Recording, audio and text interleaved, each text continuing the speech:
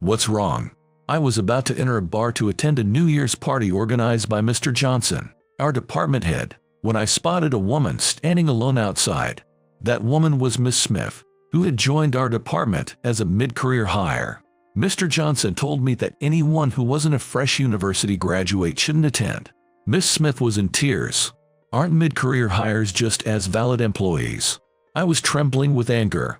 Mr. Johnson, our department head, didn't know what happens when he makes me angry. My name is Mike Anderson. I'm 25 years old.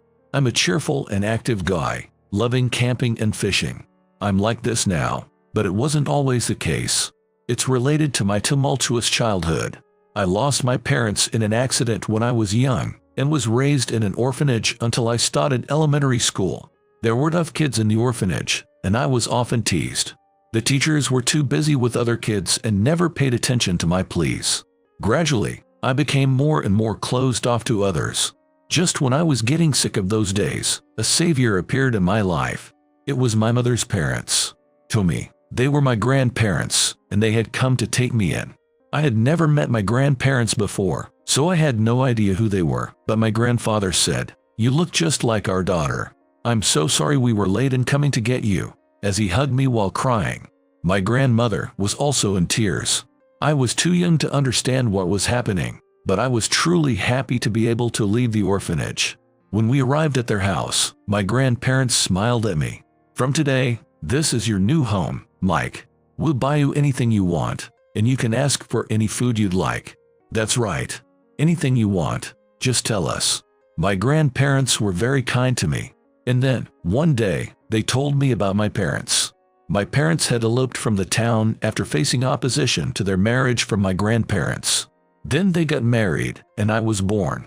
However, a few years later, they both passed away in an accident and went to heaven. It was only 5 years after my parents' death that my grandparents learned about this fact and found out about my existence. They desperately searched for where I was and eventually took me out of the orphanage. At first, I was tense and rarely showed my emotions, but my grandparents doted on me and said it was okay even if I was expressionless. Gradually, being touched by my grandparents' kindness, I started to regain my smile.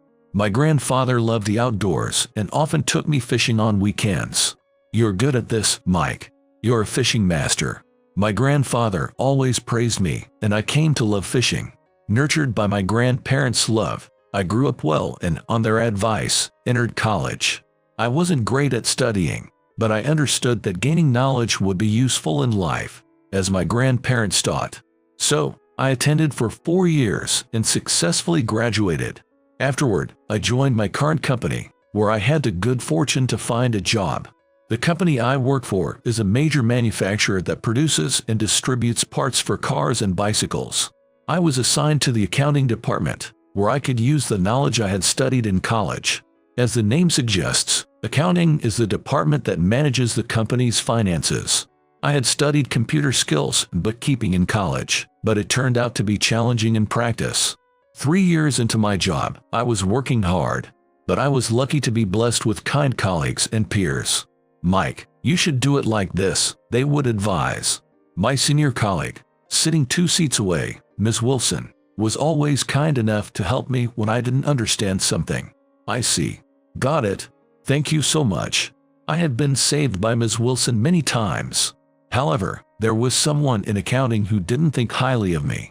That person was Mr. Johnson, the head of the accounting department. Mr. Johnson, an elite boss, had studied economics at a prestigious university and even went on to graduate school. "Johnson, do you think such a sloppy document will pass? Correct it right now. This is exactly why we can't afford to have Mickey Mouse degree holders on our team."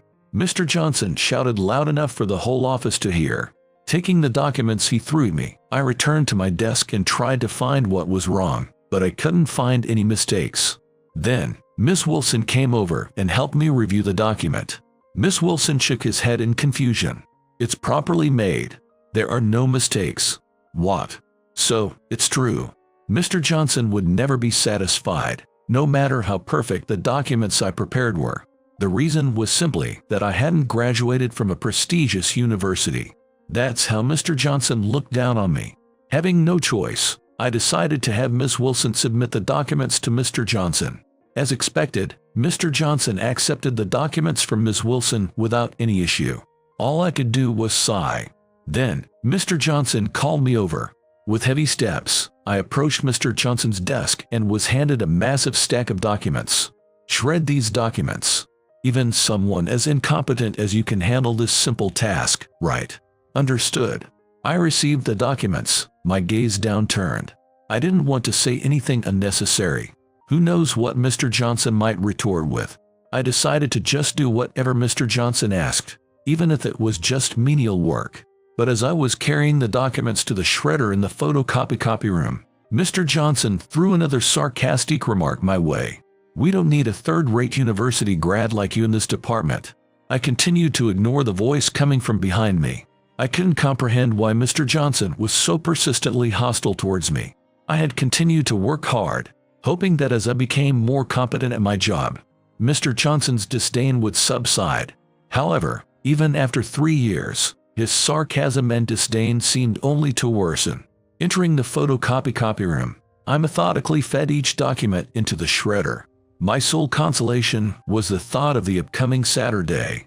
I had plans to go fishing with my grandfather for the first time in a while. With this in mind, I decided to focus on my work for the day. Once I finished with the shredder and returned to my desk, Mr. Johnson called me over again. Another round of this. I wondered what it could be this time. Feeling apprehensive, I approached Mr. Johnson's desk. Then, he said something utterly unbelievable.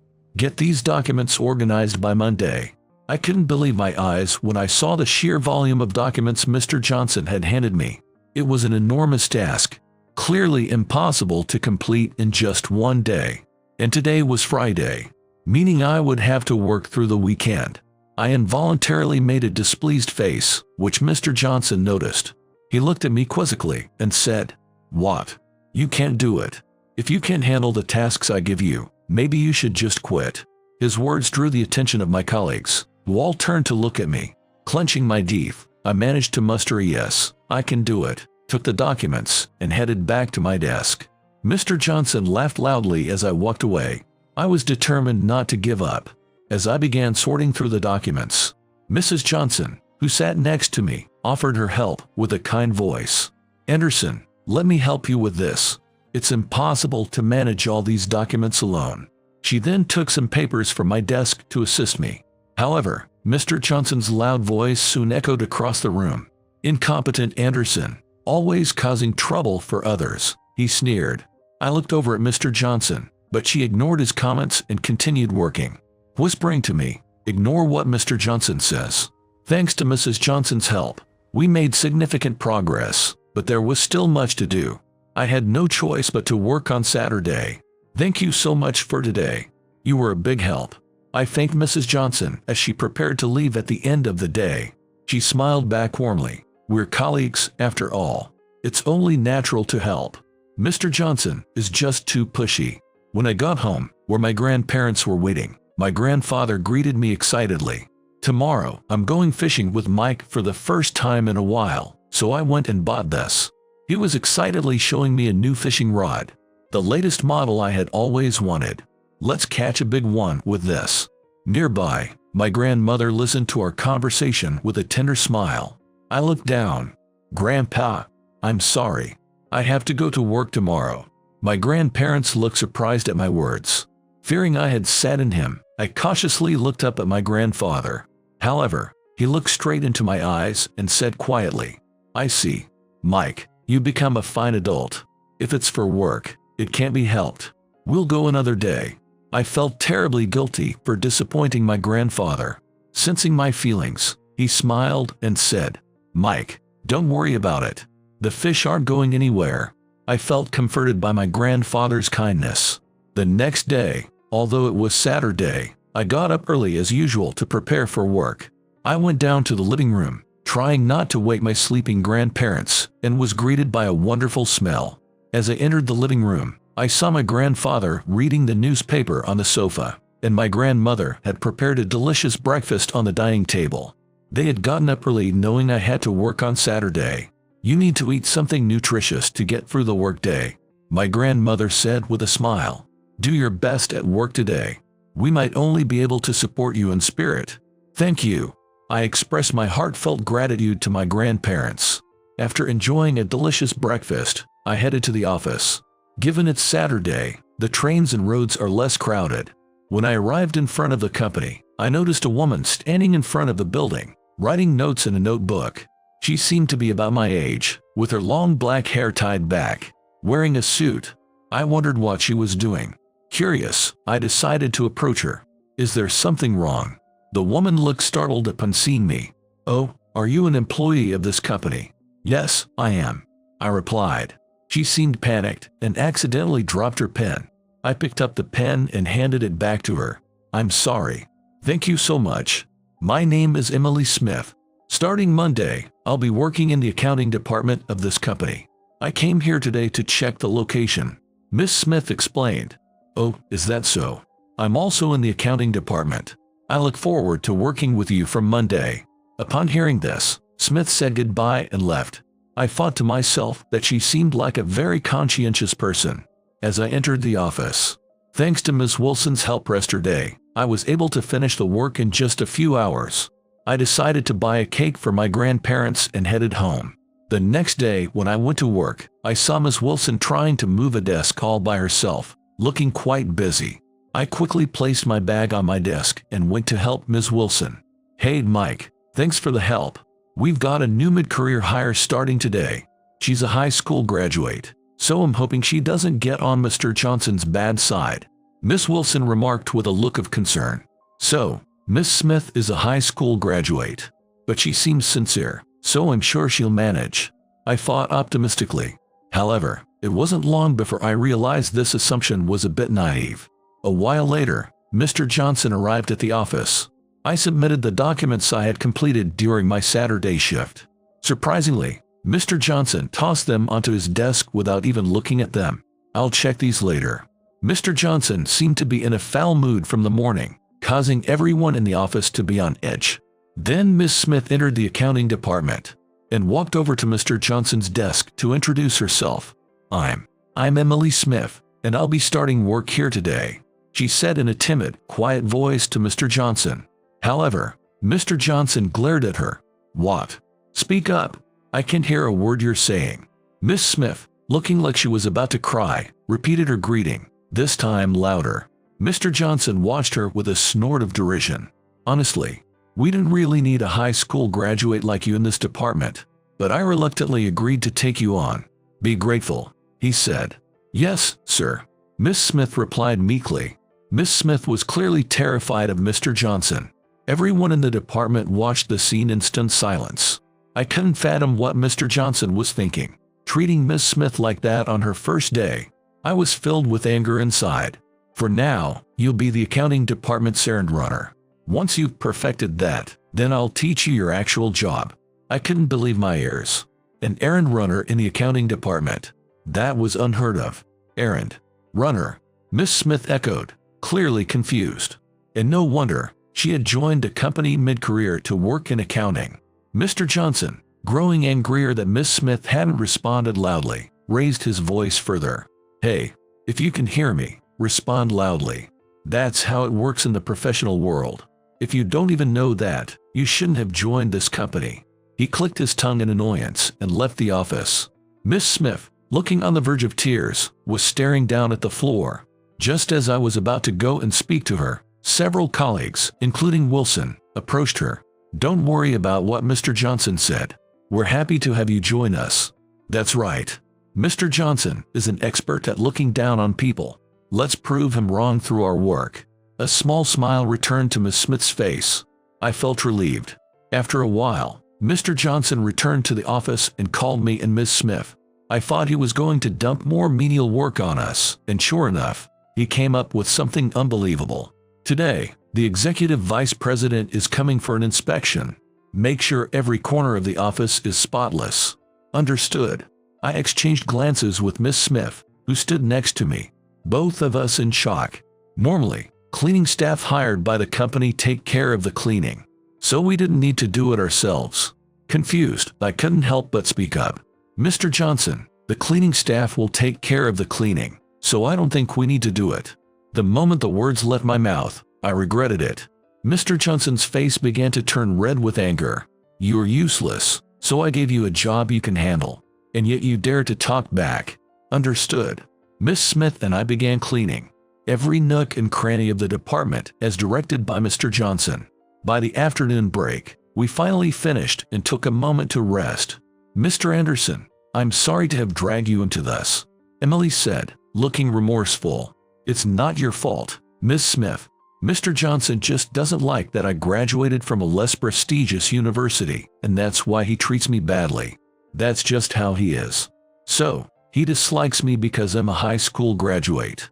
No matter how hard I try, it seems like it will never be enough," Emily lamented, looking downcast. I remembered feeling the same way as Emily when I first joined the company.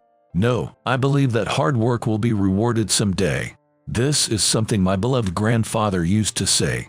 Emily nodded in response to my words.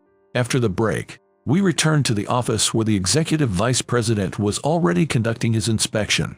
Mr. Johnson, unlike his usual low and intimidating tone, was using a higher, more pleasant voice. Upon seeing Emily, the executive vice president immediately said, "You must be Emily, who just joined us today. Work hard, I'm counting on you." Unlike Mr. Johnson, the executive vice president was kind to Emily, and she seemed taken aback by this different treatment.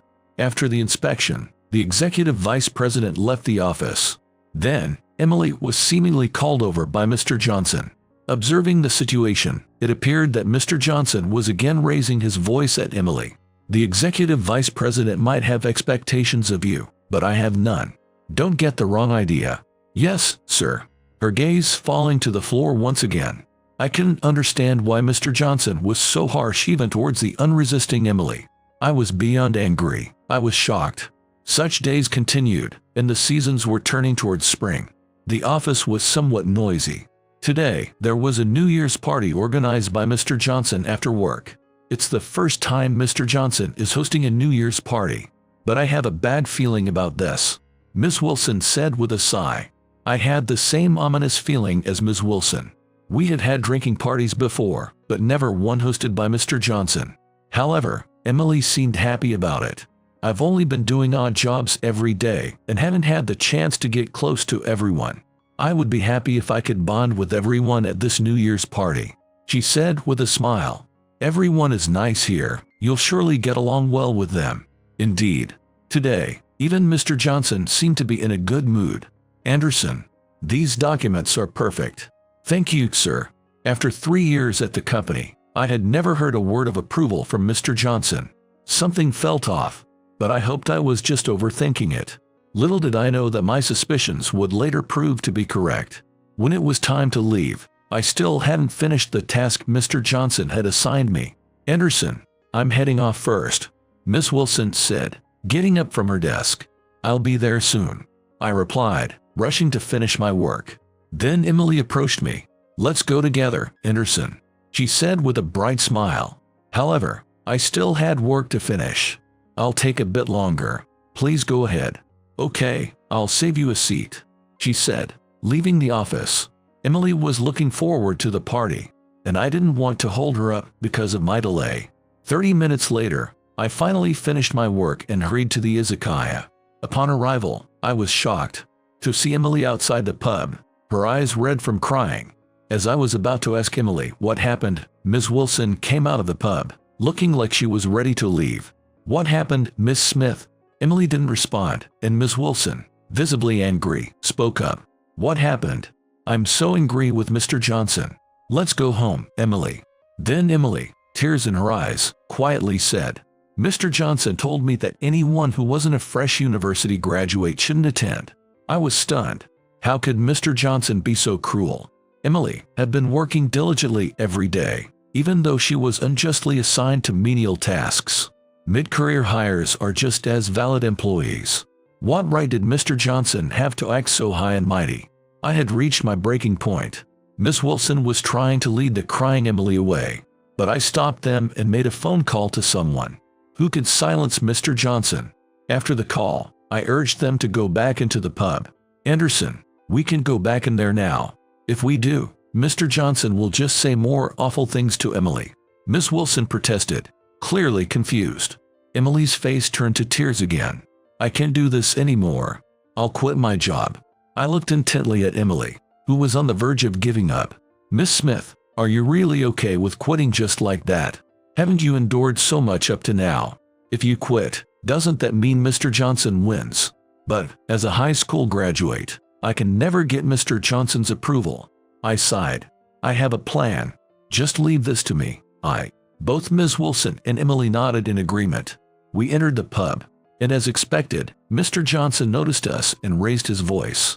"Smith, didn't I tell you there's no place for you here? If it bothers you that much, go graduate from a prestigious university." Mr. Johnson, slightly intoxicated, was being as offensive as he pleased. Ignoring his words, the three of us took our seats in the tatami area.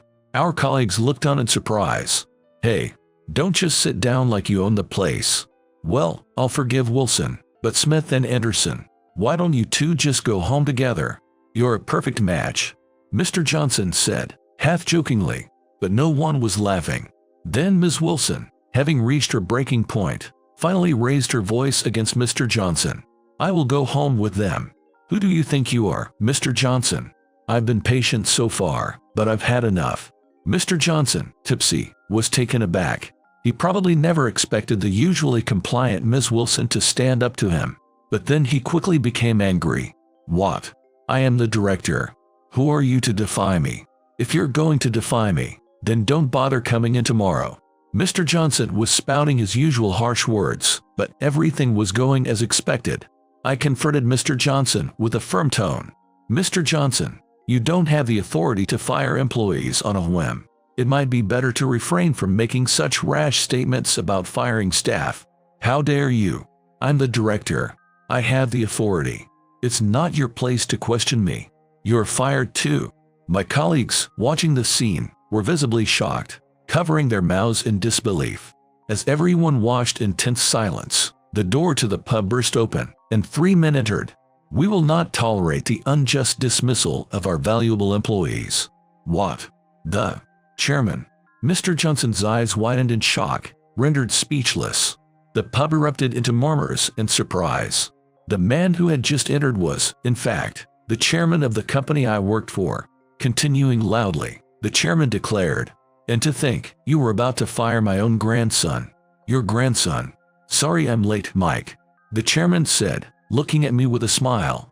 Mr. Johnson turned pale upon realizing the chairman was my grandfather. Indeed, my grandfather was the founder of this large manufacturing company, and currently its chairman. I hadn't known what my grandfather did for a living until I was a senior in college. It was then, while searching for a job, that he approached me, asking me to take over the company, revealing his position for the first time. Suddenly asked to inherit a company, I felt incapable and unsure.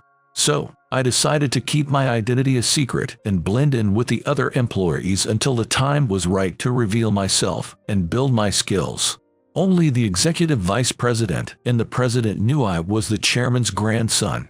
I had never mentioned Mr. Johnson's arrogant behavior to my grandfather, but reaching my limit, I called and told him about it, asking him to come to the New Year's party.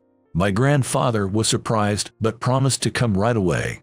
"Mike, I'm sorry I didn't realize what was happening. It's my responsibility for not supervising properly." The president, standing behind my grandfather, looked at me apologetically, and the executive vice president nodded in agreement. "Mike is the chairman's grandson. I had no idea. He's really incompetent, always causing problems in the accounting department." Problems? I was surprised, as I had no recollection of causing any trouble. The executive vice president immediately responded, "Can we stop referring to Mike as this guy? He's going to be the future president of our company. Mr. Johnson, you are not in a position to speak so casually to him. Know your place." With those words, Mr. Johnson took a step back. "Yes, I'm sorry," he said, his demeanor suddenly subdued. I didn't consider myself exceptionally skilled, but I was sure I hadn't caused any trouble for my colleagues. I wanted my grandfather to know that. "Mr. Johnson, you're saying I've been a nuisance in the accounting department, right?" That's not true, is it? Please retract your statement. Mr. Johnson looked flustered by my words, clearly agitated. What are you talking about? I haven't lied, he insisted stubbornly. I was fed up. That's when Miss Smith raised her voice. Mr. Anderson has never been a nuisance to anyone. On the contrary, he's been kind to everyone, even to me, despite the fact that Mr. Johnson made fun of me for only being a high school graduate. I was so grateful for how he treated me. The one lying here is Mr. Johnson. Miss Smith, out of breath, desperately appealed to the executives. What? Keep quiet. You're just a high school graduate. Don't get so full of yourself. That's what I dislike high school graduates, retorted Mr. Johnson. The executives, including my grandfather, looked at Mr. Johnson in disbelief. Realizing the gravity of his own words, Mr. Johnson began to panic.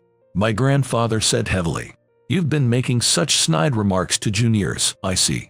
I understand now. No, this is different." Mr. Johnson, now in a clear state of panic, replied. Then Ms. Wilson and other colleagues also began to speak. Mr. Johnson, you've always been like this, making nasty remarks, especially to Miss Smith and Mr. Anderson. You were terrible to them, making them do odd jobs, work on Saturdays. It was totally unacceptable. Everyone was united in their criticism of Mr. Johnson. Mr. Johnson looked like he could say nothing more. Then my grandfather nodded and said, "Mr. Johnson, it seems you're not suitable for our company. Maybe you should work elsewhere, though I suspect they might not want you either." Mr. Johnson looked utterly defeated. So, does this mean that I am? Indeed, I would have preferred to fire him, but let's have Mike Anderson, our next president, decide. Everyone in the restaurant turned their attention to me. I had already made up my mind. Mr. Johnson looked at me with pleading eyes. I agree. It would be best to fire him. Hearing my words, Mr. Johnson seemed to collapse and sat down on the spot. Then, with a weak voice, he begged, "Anderson, please, spare me this one thing." Mr. Johnson began to prostrate himself right there, but my mind was unchanged. "It's too late.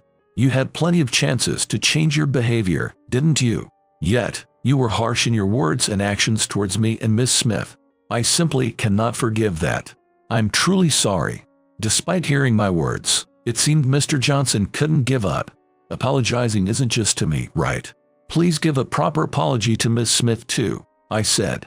Mr. Johnson turned and also knelt to apologize to Miss Smith. "For now, we'll inform Mr. Johnson of his future treatment later. Until then, he should wait. Mike and Miss Smith, continue working hard for our company." "Yes, understood," Miss Smith and I replied loudly. Meanwhile, Mr. Johnson remained downcast. After that, the New Year's party with the executives resumed, and everyone enjoyed drinking and eating, turning it into a very enjoyable event. A few days later, Mr. Johnson, due to his inappropriate behavior towards subordinates, was officially fired. However, realizing he would be dismissed, Mr. Johnson decided to resign on his own. On his last day, Mr. Johnson left the company quietly without saying goodbye to anyone. If only he had been kinder to everyone, this outcome could have been avoided. I hope that going forward, everyone will cherish those around them. This document, though, here's how it should be done. Miss Smith is energetically performing her long-desired accounting work. With Mr. Johnson gone, there's a renewed sense of vitality in the office. I am working hard every day, preparing to take over my grandfather's company.